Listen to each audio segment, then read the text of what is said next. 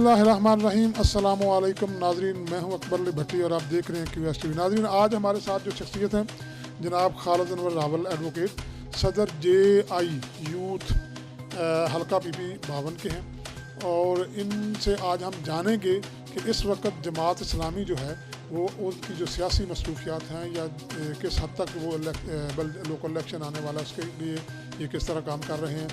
तो नाज़रीन, मैं बग़ैर किसी वक्फे या बग़ैर वक्त ज़ाया किए अपनी गुफ्तगू का आगाज़ करूँगा। जी रावल साहब, अस्सलाम वालेकुम। जी वालेकुम सलाम। कैसे हैं जनाब आप? जी अल्हम्दुलिल्लाह, अल्लाह का शुक्र, ठीक। पहले तो आपका बहुत बहुत शुक्रिया कि आपने हमें अपने कीमती टाइम में से टाइम दिया। तो आज का जो मेरा पहला सवाल है वो ये है कि JI यूथ नौजवानों की किस अंदाज में तरबियत कर रही है? बिस्मिल्लाहिर्रहमानिर्रहीम। भट्टी साहब, आपका बहुत शुक्रिया कि आपने हमें टाइम दिया है ताकि हम लोगों तक, ख़ास तौर पर यूथ तक अपनी आवाज़ पहुंचा सकें कि जमात इस्लामी यूथ किस अंदाज में काम कर रही है। देखिए, जमात इस्लामी यूथ जमात इस्लामी की विंग है और नौजवानों के अंदर मुस्बत सरगर्मियाँ के ज़रिए काम कर रही है।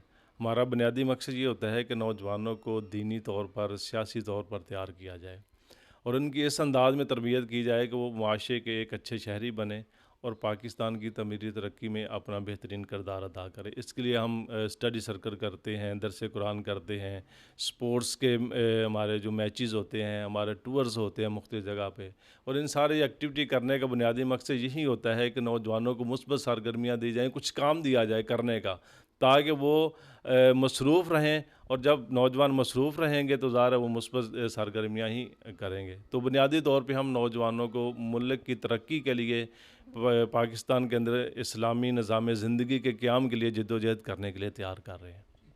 अच्छा जी, जमात इस्लामी की यूथ और दीगर सियासी जमातों की जो यूथ है उसमें क्या फ़र्क है, ज़रा हमारी नाज़रीन को बता दीजिए। अभी मैंने जैसे आपको बताया है कि अल्हम्दुलिल्लाह हमें बड़ा फ़ख्र है कि हमारी जो यूथ है वो शुतर बेमहार की तरह नहीं है।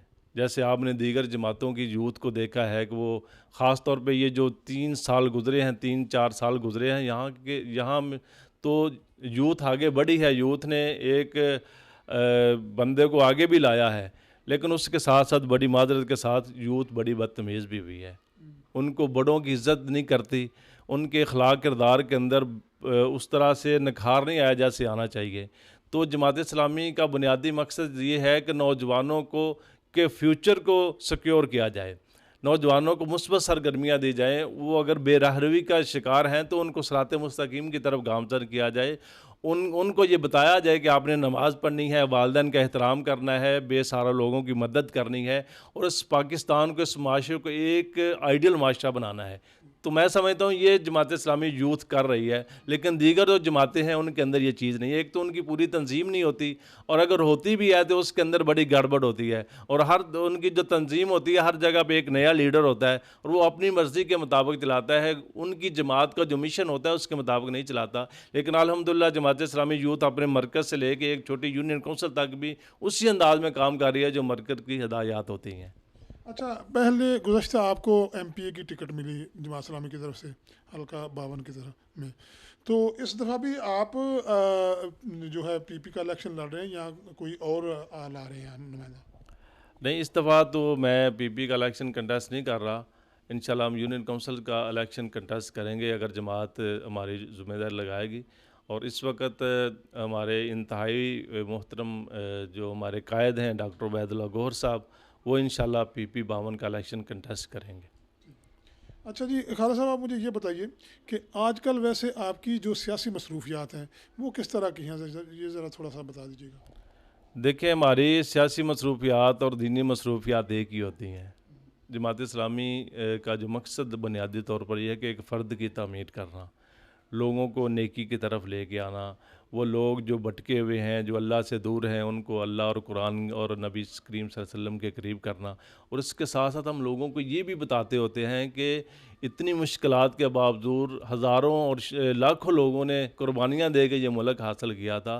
लिहाजा इस मुल्क को बेहतर बनाने के लिए, इस मुल्क की तरक्की और तमीर के लिए हम सब को मिलकर किरदार अदा करना है, और उस मकसद के लिए हम दिन रात 24 घंटे लोगों को पुकारते रहते हैं कि आइए उस क़यादत की तरफ جو ایماندار ہے, جو ڈلیور کر سکتی ہے, جو انہوں نے اس ملک کا, اس قوم کا پیسہ نہیں لوٹا بلکہ اس قوم کو ڈلیور کر رہی ہے اور قوم کے ساتھ کر رہی ہے, اور قوم کے اوپر جب بھی کوئی کڑا وقت آتا ہے تو جماعت اسلامی قوم کے شانہ بشانہ ہوتی ہے. تو آج کل ہماری تو ظاہر دیگر جو دن بھی ہوتے ہیں اس کے اندر یہ مصروفیات تو ہمیشہ ہی چلتی رہتی ہیں نا, لیکن اس کے ساتھ ساتھ جو الیکشنز ہیں, خاص طور پہ مجھے امید ہے کہ اگر گورنمنٹ بن جاتی ہے تو نون لیگ کی گورنمنٹ الیکشن کروائے گی لوکل گورنمنٹ کے, تو اس کے حوالے سے بھی ہماری میٹنگز چل رہی ہیں, سیاسی کمیٹی کے اجلاس بھی ہو رہے ہیں اس حوالے سے. اچھا, آپ مجھے یہ بتائیے کہ آپ کی جو جماعت اسلامی ہے یہ ویسے تو بہت سارے فلاحی کام کر رہی ہے. اس کے علاوہ وزیر آباد میں نے دیکھا ہے کہ کچھ قرض حسنہ کے طور پر کافی سارے لوگوں کو پیسے دیے جاتے ہیں. کیا علی پور میں بھی ایسا کوئی کام شروع ہو رہا ہے یا ہوا ہے یا نہیں ہوا ہے؟ اس کے حوالے سے تھوڑا سا بتا دیجیے. علی پور میں بھی کچھ لوگوں کو جماعت سپورٹ کر رہی ہے. ابھی عید کے موقع کے اوپر بہت زیادہ لوگوں کو ہم نے سپورٹ کیا ہے. اس طرح گاہے بگاہے اور بھی جو لوگ آتے ہیں, لیکن باقاعدہ طور پر جو وزیر آباد کے اندر ہوا ہے اس طرح کی ابھی ہم یہاں پہ قرض حسنہ کی چین نہیں بنا سکے. تو ان فیوچر ہم کوشش کر رہے ہیں کہ جو بے سہارا لوگ ہیں, جو غریب ہیں, جو یتیم ہیں, ان کو سپورٹ کیا جائے تاکہ وہ بھی اس دنیا کے اندر رہ کر اپنے زندگی کو اچھے انداز کے ساتھ گزار سکیں. اچھا جی, آپ کے خیال میں لوکل الیکشن پہلے ہوں گے یا جنرل الیکشن؟ اگر تو گورنمنٹ بن جاتی ہے تو پھر تو مجھے امید ہے کہ یہ جو لوکل باڈی کے الیکشن ہیں یہ ہوں گے, اور اگر گورنمنٹ ہی نہیں بنتی تو پھر الیکشن کس نے کروانے ہیں. اچھا, ایک بہت اہم سوال میں آپ سے کرنے جا رہا ہوں. جماعت اسلامی سابق حکومت کے مخالف رہی ہے, کافی کمپین بھی کی ہے, لیکن جب نو کانفیڈنس ووٹ آیا تو اس میں بالکل کوئی کسی قسم کا بھی جو مداخلت ہے یا انہوں نے کوئی بھی کسی قسم کا جو ہے حکومت کے خلاف نہیں اٹھایا نعرہ. تو اس حوالے سے آپ کیا کہیں گے؟ دیکھیے, جب 2018 کا الیکشن ہوا تو اس کے فوراً بعد پی ڈی ایم بنی, تو ہماری جو جماعت اسلامی کی مرکزی شورا تھی اس نے اس کے اوپر کافی غور و خوض کیا کہ ہمیں پی ڈی ایم کے ساتھ چلنا چاہیے یا نہیں چلنا چاہیے, اور پھر یہ بھی اس کے اوپر بھی غور کیا کہ جو پی ڈی ایم ہے اس کا مقصد کیا ہے بننے کا. ان ساری چیزوں کو مد نظر رکھتے ہوئے ہمیں تو یہی نظر آیا کہ کوئی ابو بچانے کے چکر میں ہے, اور کوئی اپنی کھوئی ہوئی ایم پی شپ بچانے کے چکر میں ہے, اور کوئی اپنی منسٹری بچانے کے چکر میں ہے.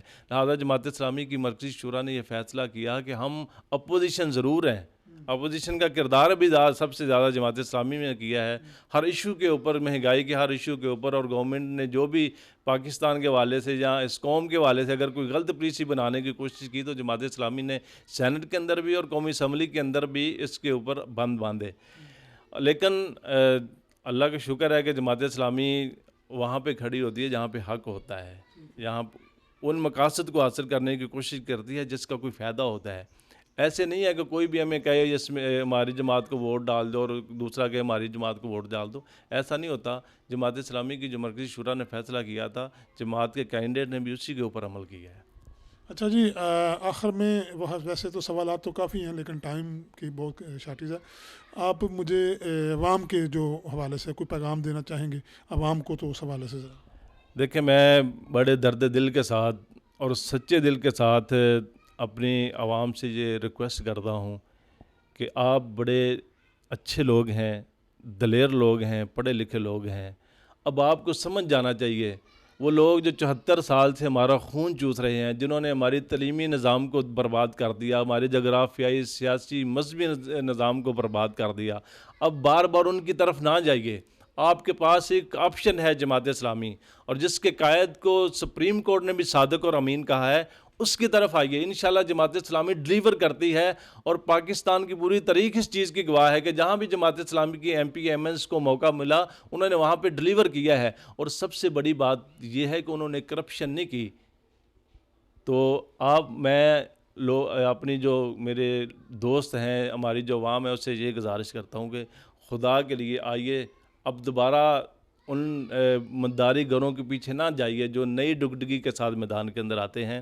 جماعت اسلامی آپ کے پاس آپشن موجود ہے، جو اس ملک کی تعمیر و ترقی میں، جو اس ملک کے اندر اللہ کے دین کے نفاذ کے لیے جدوجہد کر رہی ہے، وہ ایک ایسی مدینے کی ریاست بنانا چاہتی ہے کہ جہاں پہ قرآن و سنت کا نظام ہو، جہاں پہ سود ختم ہو، یہاں پر فحاشی نہ ہو، عریانی نہ ہو، یہاں غریب کا بچہ بھی اسی اسکول کے اندر پڑھے، یہاں پہ امیر کا بچہ پڑھتا ہے، یہاں پہ جاگیردارانہ سسٹم ختم کیا جائے، یہاں پہ سرمایہ دارانہ نظام کو ختم کیا جائے۔ اور حضرت علی کے قول کے ساتھ آپ کی اپنی بات ختم کرتا ہوں۔ حضرت علی کا قول ہے کہ جب عوام غریب ہوتی ہے تو حکمران امیر ہوتے ہیں، اور جب عوام امیر ہوتی ہے تو حکمران غریب ہوتے ہیں، اور جب حکمران غریب ہوتے ہیں تو اس وقت ہی قومیں ترقی کرتے ہیں۔